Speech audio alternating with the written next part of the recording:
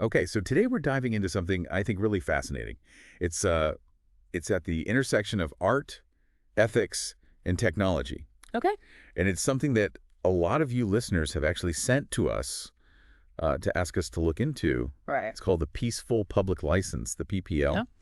And it's essentially this licensing framework designed to, to Okay. give artists more control over how their work is used. Mm. But there's this really interesting focus on peaceful uses. Yeah, that's the part that really, I think, makes it stand out. Yeah, so that's what we want to unpack today. Like, what does that actually mean? Exactly. Peaceful uses. Right. How do you even define that? And then how Yeah. does a license try to, make that happen? Yeah, exactly. So the PPL, it's really interesting because it aims to prevent artwork from being used for things that, Okay. most people would consider harmful. So we're talking military projects, surveillance technologies, anything that kind of goes against, this spirit of peace and constructive use, really. So it's not just about avoiding harm then. Right. It's about actually using art for good. Yeah, it's trying to push it in that direction, I think, That's pretty cool. It is. I mean, how does that contrast with traditional copyright? Yeah, so traditional copyright is really just about,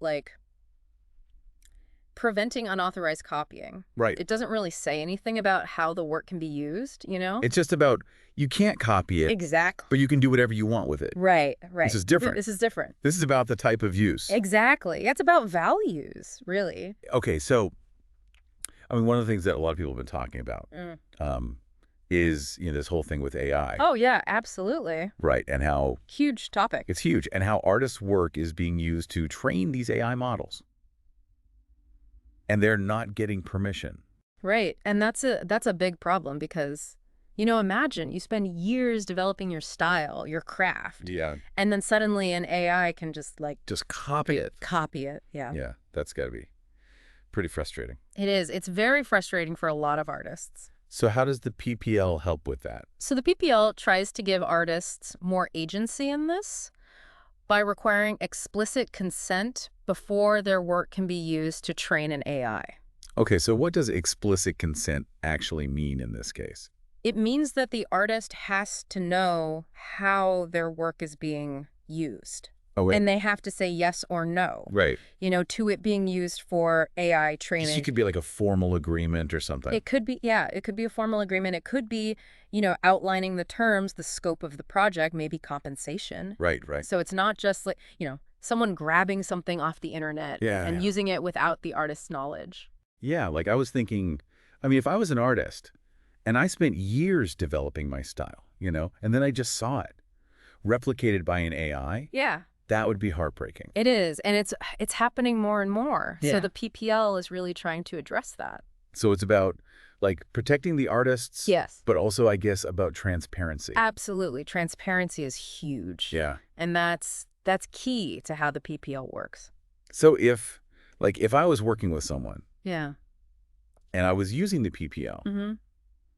we would have to have a conversation about Right. my ethical boundaries. Exactly. And how the PPL helps enforce those. Yeah, and that's where the different versions of the PPL come in. Oh, yeah, you mentioned different versions. Yeah. Can you talk about those? Sure. So there's the personal license, Okay. which is great for individuals who just want maximum control over their work. Yeah. So they only want it used for non-commercial purposes, Right. with attribution, of course. Okay, so if I just wanted to share it with friends and family. Exactly. Or personal projects, that kind of thing. Yeah, okay. And then there's the community license, Okay. which is broader. It allows for Yeah.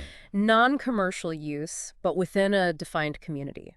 Oh, So you can think of artist collectives, Right. open source projects where they have a shared vision Okay. and they want to collaborate, but still keep it within that Got it. ethical framework. And then the last one was a research. Right. The research license is specifically for academic or scientific use. Okay. So if someone wants to study the artwork, Right. analyze it, Okay. they can use the research license. But they can't make money off of it. No commercial exploitation. Okay. But they have to attribute, of course. Got it. So it seems like there's a lot of flexibility Yeah. for artists to kind of choose how they want their work used. There is, yeah. It's very nuanced. It allows artists to pick the level of control, the types of use they're comfortable with. It's really interesting. I mean, I think the key takeaway here is that it's about empowering artists, Yes. right? It's about giving them the tools to protect their work, Yeah. but also their values in Absolutely. this, increasingly complex world. It is, and it's about making sure that art is used for good, that Yeah. it's contributing to a more peaceful and just society. So could something like this be applied to other creative fields? That's a good question. Like, what if musicians Mm-hmm. or writers or even software developers Yeah. had similar protections? That's something to think about. Yeah, it's really fascinating to consider how this could be used in other areas. It is. Well, this has been a really interesting deep dive into the PPL. Yeah.